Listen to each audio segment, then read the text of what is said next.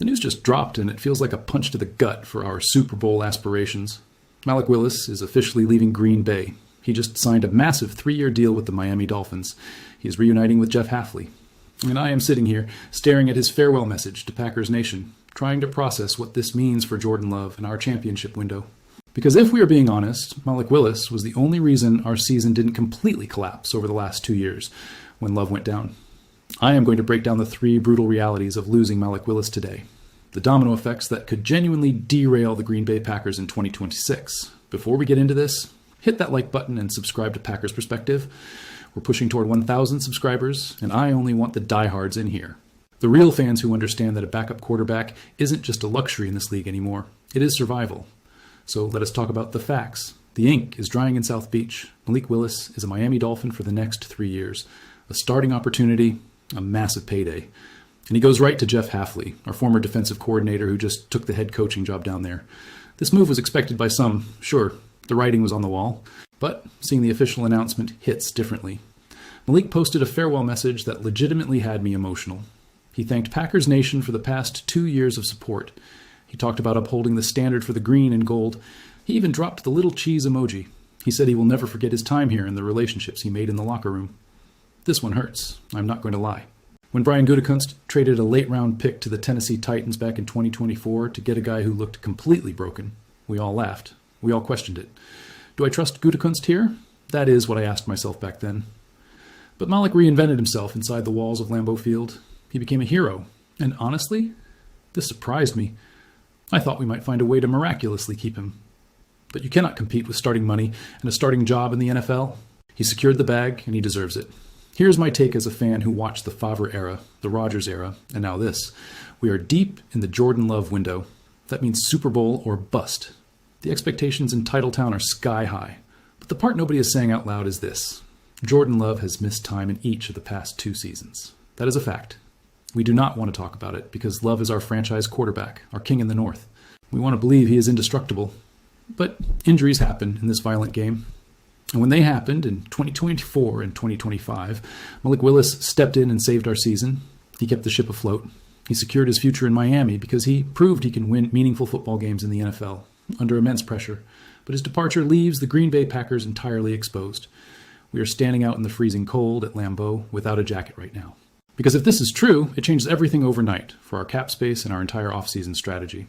Gutekunst now has to find a viable backup in a free agent market that is completely bone dry. Whoever we get is unlikely to be better than Willis. And that vulnerability terrifies me. If I am being honest with you, Packers Nation, I am staring at the depth chart right now and feeling a cold sweat. Let us dive into those 3 brutal realities I mentioned in the beginning.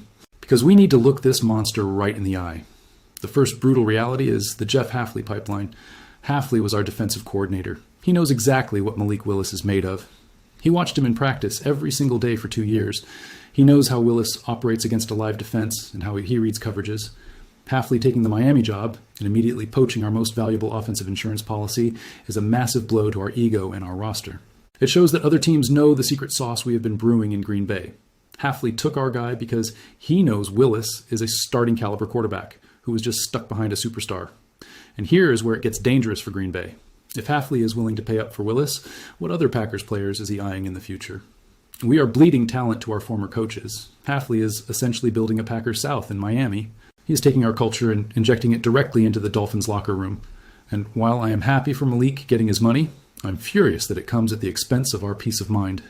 Moving to the second brutal reality, the absolute necessity of a premium backup in the modern NFC North. Let us look at the recent history. Jordan Love has missed crucial games over the past 2 years. We survived those brutal stretches purely because Malik Willis could run Matt LaFleur's complex system flawlessly. Willis did not just manage games, he won them. He executed the offense with precision. In a division where the Detroit Lions are biting kneecaps and the Chicago Bears are building a formidable roster, you cannot afford to drop 2 or 3 games just because your starter tweaks an ankle or a knee. The margin for error is absolute zero. We have been here before in Green Bay. We remember the years when Aaron Rodgers went down with a collarbone injury and we had to rely on backups who looked completely lost on the field. It did not end well. It ruined entire seasons and wasted prime years of a Hall of Fame career. Malik Willis was the ultimate safety net for this franchise.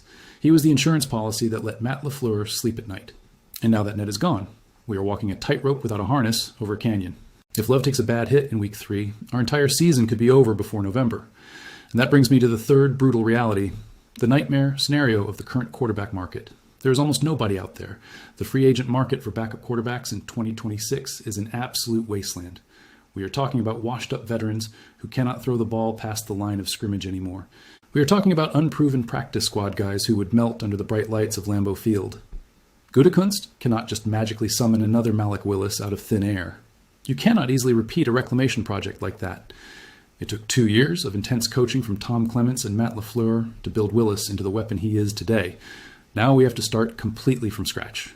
We have to bring in a new guy, teach him a massive playbook, build his confidence, and pray that he never has to see the field in a real game. But given the injury history of the last 2 years, he probably will have to see the field. And that thought should keep every single Packers fan awake at night. Brian Gutekunst is sitting in his office right now staring at a whiteboard filled with bad options. Every dollar we spend on an overpriced veteran backup is a dollar we cannot spend on an elite edge rusher or a shutdown corner. It complicates our entire cap situation. If you're finding this useful, drop a like. It tells the algorithm that Packers fans want real content, not hot takes. It tells YouTube that we want deep dives into the roster construction, the salary cap, and the real issues facing this franchise. So where do we go from here? Because Green Bay has to make a move soon. And Lambeau Field is about to feel the weight of this decision. I see 3 scenarios playing out over the next few weeks as free agency continues. The first is the conservative scenario. Brian Gutekunst goes dumpster diving. He signs a cheap, aging veteran for the veteran minimum. Someone who has been around the league for 10 years but has not won a meaningful game since 2022. This is the scenario that terrifies me to my core. It means we are essentially punting the season if Jordan Love misses more than 2 games. We cannot afford to be conservative when our Super Bowl window is wide open and the roster is primed for a deep playoff run. The second scenario is the aggressive approach. Gutekunst trades real draft capital for a proven backup quarterback. Maybe he targets someone stuck behind another franchise quarterback on a different team. Maybe he sends a 4th-round pick to secure a guy who actually has a pulse and a track record of winning games. This is what I want to see happen. I want us to treat the backup quarterback position with the exact same urgency that we treat the left tackle position. It is that vital to our survival. The third scenario is the franchise-altering move. Gutekunst uses a premium draft pick in April on a quarterback, a day 2 pick. He drafts a young kid with a massive ceiling to be the new Malik Willis project. He resets the clock. But doing that means you are not drafting a linebacker or a defensive tackle who can help us win a ring right now. Do I trust Gutekunst to make the right call here? Maybe. He has earned our trust with his recent drafts. But this is the biggest test of his offseason by far. He has to thread a microscopic needle. We also have to talk about the human element of this departure. The massive impact on the locker room chemistry. Malik Willis was not just a backup holding a clipboard on Sundays. He was the heart of that second unit. He was beloved by the locker room and the coaching staff. You saw how the defensive guys rallied around him when he had to start. You saw the massive hugs on the sideline after a big completion. Jordan Love and Malik Willis had an incredible dynamic together. They supported each other constantly. There was absolutely no ego involved. When you lose a guy like that, it leaves a huge void in the building. It changes the everyday chemistry. Think about how Jordan Love feels right now. He just lost his main sounding board in the quarterback room. When you are the franchise guy, you need a backup who can dissect film with you late at night. You need someone who can see things from the sideline that you cannot see from the pocket during the chaos of a game. And Willis was that guy. He was a second set of eyes for Love. Now Love has to build that trust and that unspoken chemistry with a completely new face, and he has to do it fast, because training camp is going to be here before we know it. The fans feel this loss deeply too. We all felt a genuine connection to Willis. We watched him rise from the ashes of his rough Tennessee Titans days. We watched him become a cult hero in Green Bay. His farewell message was pure class from start to finish. And losing him feels like losing a core piece of the identity we built over the last 2 gritty seasons. The fan base is emotional right now because we know how rare it is to find a backup who actually cares about the city, the franchise, and the legacy of the Green Bay Packers. And let us not forget the wolves circling outside the gates right now, the Chicago Bears, the Detroit Lions, the Minnesota Vikings. They are watching this news unfold today, and they are smiling behind closed doors. They know the NFC North is a complete bloodbath. They know that without Malik Willis standing by on the sideline, the Green Bay Packers are one bad hit away from an absolute catastrophe. The balance of power in the division shifts slightly today because of this signing. The Lions will look at our depth chart, see the gaping hole behind Jordan Love, and smell blood in the water. The Bears will feel much more confident about their chances to steal the division crown this year. Every team in our division just breathed a massive sigh of relief because they do not have to worry about facing a dynamic, dual-threat quarterback like Malik Willis if Jordan Love happens to sit out a week. They know our armor just got a massive crack in it, and they are going to aim right for it every single Sunday. The pressure on our offensive line just multiplied by 10. They have to keep Jordan Love clean at all costs now, because the alternative is handing the ball to a guy who might not even be on our roster right now. The clock is officially ticking for Brian Gutekunst. He cannot wait until August to solve this problem. He cannot hope that a miracle falls into his lap during training camp cuts. He has to be proactive. He has to be aggressive. He has to realize that the window to win a Lombardi Trophy is fragile. You do not get these opportunities every single year. You do not get a roster this talented every single year. Wasting it because we failed to secure a backup quarterback would be a historic failure for this front office. I am watching the waiver wire. I'm watching the trade block. I'm watching every single move this front office makes over the next 72 hours. Because this decision will echo throughout the entire 2026 season. It will define our resilience. It will define whether we are true contenders or just pretenders waiting for an injury excuse. I want to hear from you, Packers Nation. How are we feeling about this backup quarterback nightmare? Drop your letter in the comments. Optimistic. Gutekunst will find a hidden gem in the draft or free agency, just like he always does. We trust the process.